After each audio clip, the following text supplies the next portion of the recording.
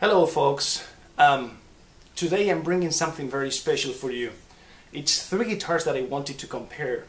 They are all Les Paul type, and in fact two of them are actual Les Pauls.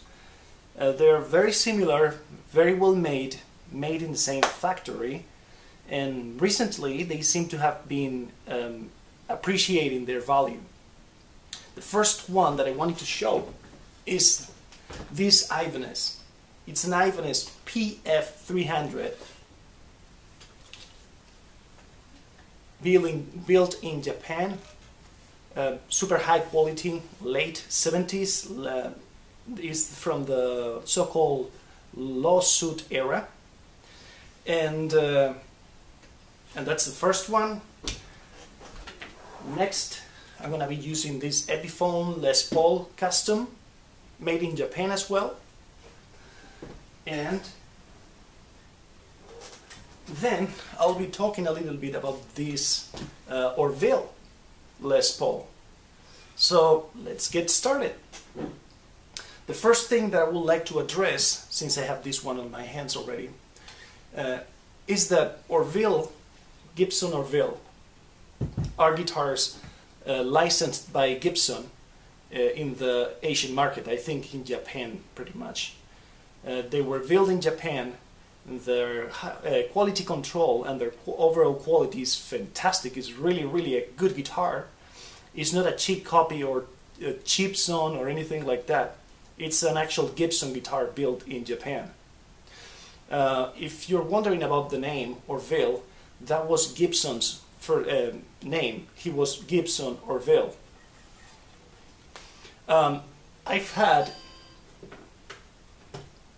had Gibson Les Paul custom in the past, actually had a few, and I can tell you that they're extremely close. They're very similar in every way. In fact, I think I'll have a hard time differentiating one from the other.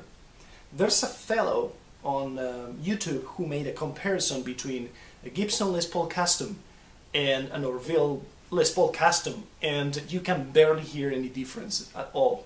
At least I couldn't. So this is the first guitar. Notice the large headstock. There's no volute, no protection, same headstock angle, so it will break really easy if it falls. And it weighs 9.5 pounds, almost 10 pounds. So this is a heavy guitar. Now let's move on to the Epiphone, and I'm gonna bring it so you can see both side to side. These two guitars were built in the same factory. They are both Gibsons. They are pretty much identical. Well, they are not identical, but they are very close, as you can see. This one doesn't have the stock pickups. That's kind of a little bit of a pity, because we cannot make a real test and see side to side what they sound like one with the other. But I can tell you a little bit about their feel and what their weight, and a few things that you may be interested in knowing if you're a player. If you're a collector and you're looking for really specific information, there are a lot of videos like that. But I'm a player, so I'm going to give you a player's perspective. Difference between these guys and a Les Paul custom, or what it used to be a Les Paul custom. Fretboard is rosewood and not ebony, or at least that's all I can see. From outside, I think they are both made of mahogany, but again, I wouldn't put my hand on the fire for that. The Epiphone, by the way, is even heavier. This is 10.5 pounds. Now, many guitar players, when they think Epiphone, they think about a inexpensive or affordable entry-level type of guitar, which experienced guitar players may not really care much for. See, this is not it.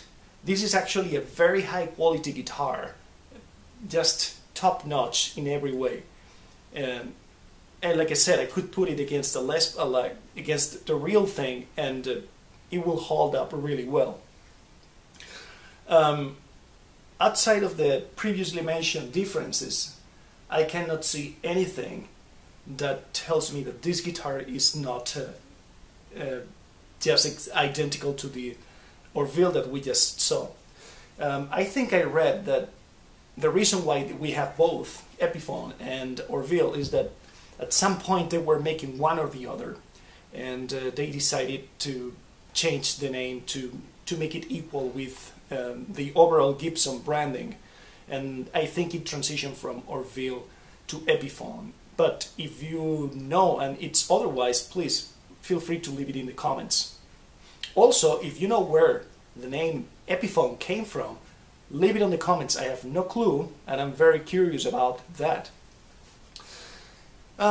These ones, good things about these guitars, they are still fairly inexpensive. I got this one and the other one that you just saw for a bit more than 600. You can find them, if you're a little patient, you can find them between 600 and 700 on used on eBay or reverb.com, and that's a good price for them. You will not regret buying these guitars.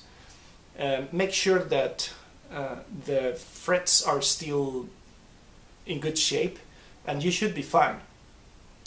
What else? What else?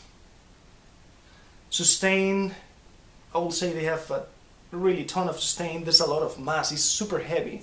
When I play them for a little while, sometimes they nab my leg, but I still love heavy guitars, so that's not really a problem to me. That's really great.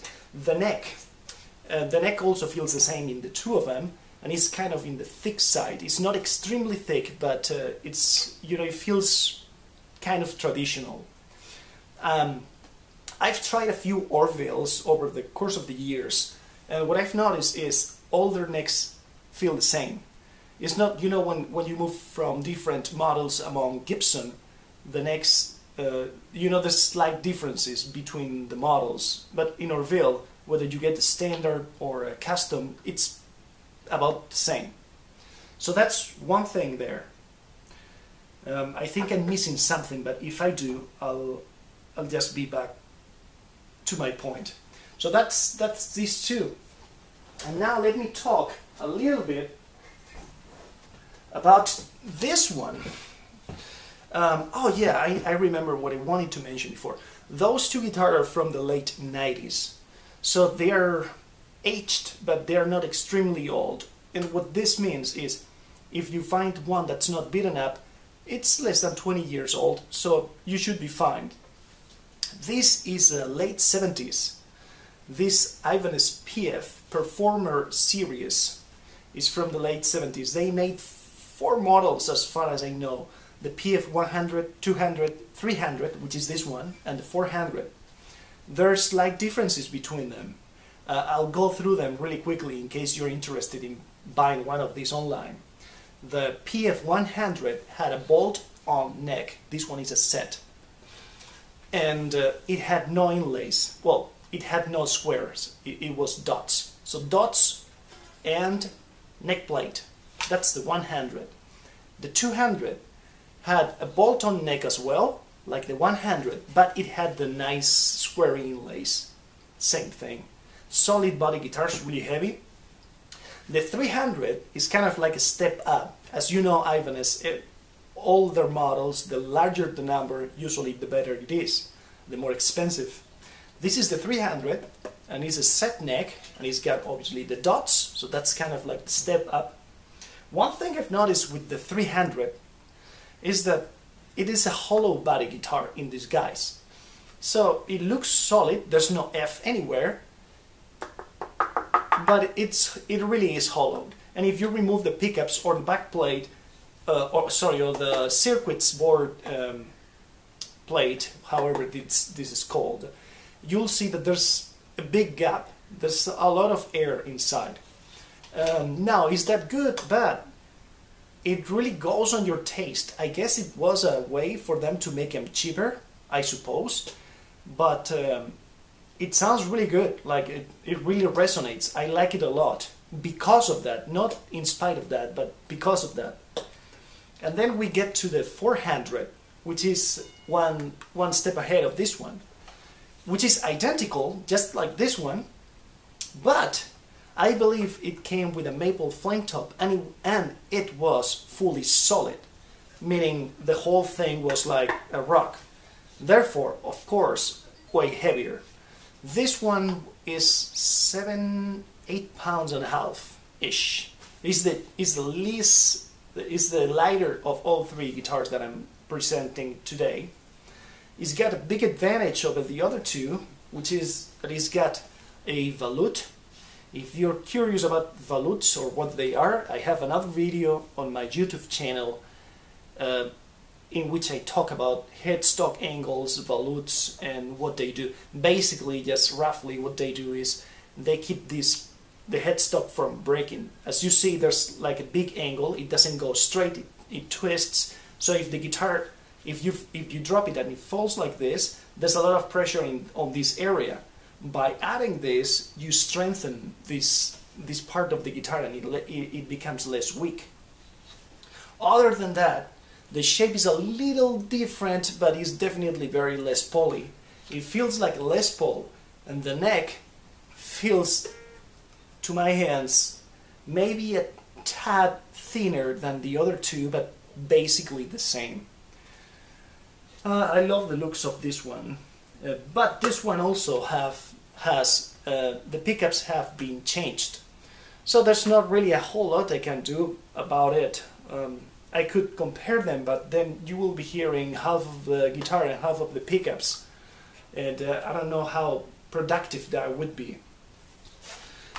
When we talk about them being comfortable, I like the three of them, but, and this is a big but, this one has a comfort cat here, like Stratocasters versus Tellies, that you know that the bodies got this recess area over here, and that makes a huge difference to me. It's very comfortable.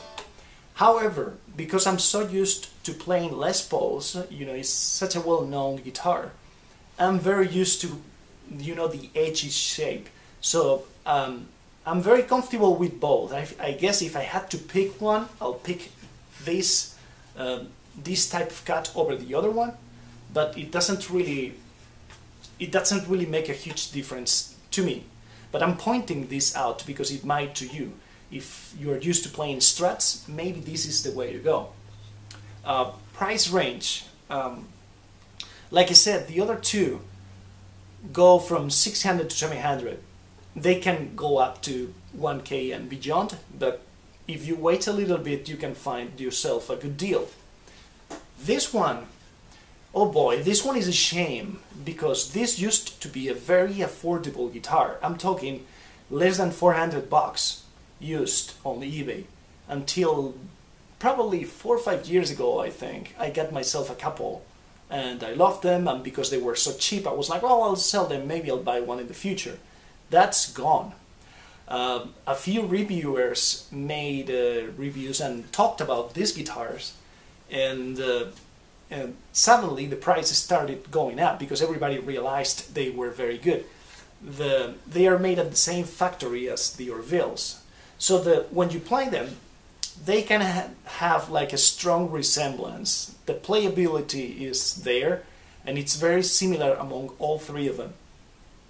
But coming back to the price, let me see. This one was exceptionally cheap. This one was a bit more than 500. But this one is beaten the hell off, and it's kind of in rough shape. If you want to buy one that's gonna be okay, and you are lucky, you may find something around 800. They keep going up. Like I don't know what the deal is, but now they seem to be more around 1K. I'm not gonna say they are not worth 1K, but I'm kind of disappointed because I'm used to seeing these guys popping for 400-ish, and now you can find maybe the PF. This is the 300. You can find the bolt-on models for what it used to be the price for these ones, not long ago actually. So that's that. Things you want to things you want to consider when you buy one of these. Make sure if you buy anything below the 400 on this one, which is probably what you're going to buy anyways, because there are very few PF400s for sale in the market. I had one and I made the stupid mistake of selling it, which I still regret to this day. But like I was saying, that what you want to look into is look at the top and make sure it doesn't have any cracks.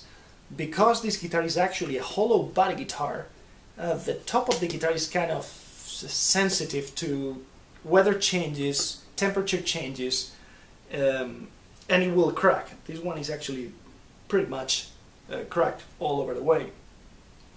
Is that a really bad thing? Well, it's not. It's probably gonna be cosmetic in the short term, but at least I don't like having guitars that are cracked. I think it looks awful.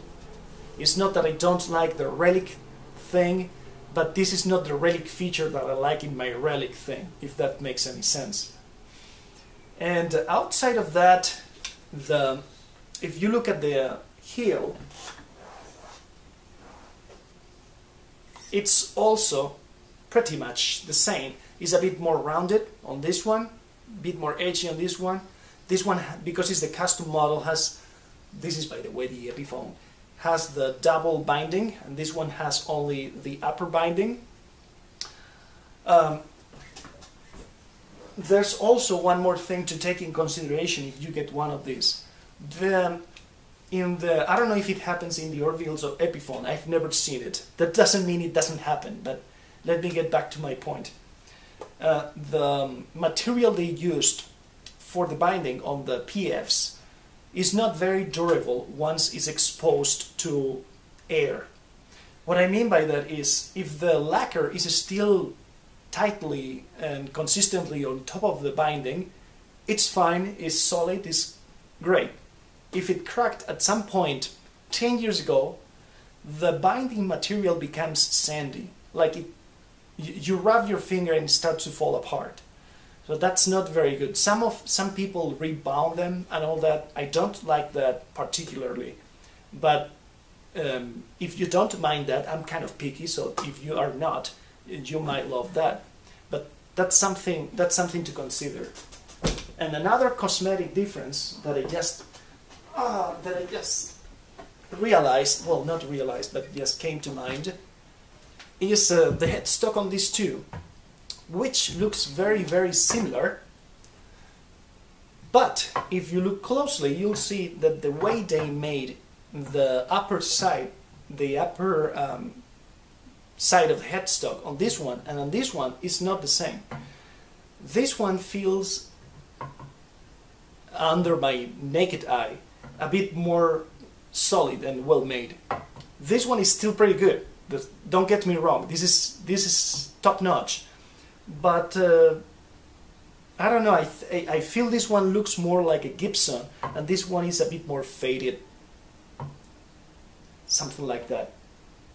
But still, that's being nitpicky. This one is very good and so is this one. So, but they look a little different. That's important to point out. The tuners, this is interesting. This actually haven't noticed before. The tuners are the same, literally the same. It says made in Japan. I looked closely, there's no difference whatsoever. The binding in both guitars is the same. It's 95% the same guitar, is what I would say. The overall, when I compare these two and I play them, I feel the Orville feels a little bit more high quality.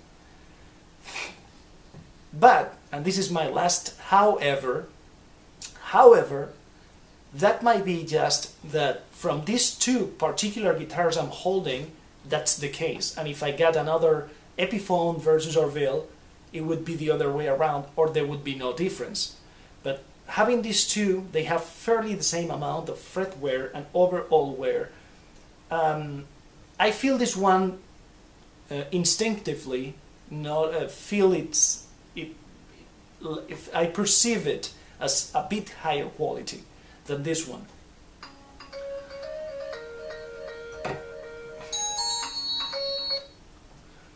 And this is it. This was a little bit of an impromptu video, just to point out a few differences and so forth. I hope you enjoyed it. And I'm not gonna play any samples, just like I said before, because only the Orville has the original pickups, so I feel I will be wasting your time since there's no actual frame of reference to compare them with. So I hope you guys enjoyed it. I hope it helped you if you're in your personal quest to find a lawsuit era guitar or just a Les Paul type guitar. These ones are the Orvilles. I think they were produced from the late 80s to the late 90s. And these ones, I think, late 90s, something like that. Don't quote me on that. This is popular wisdom. Do your research if you need. But the point is, these are roughly 20 years old and not 40, unlike the Ibanez PFs. That being said, if you find the PF, oh boy, that's a good guitar. That definitely is. But anyways, Fuji Gen guitars, all three of them, so you know that you're buying something that's gonna be good anyways.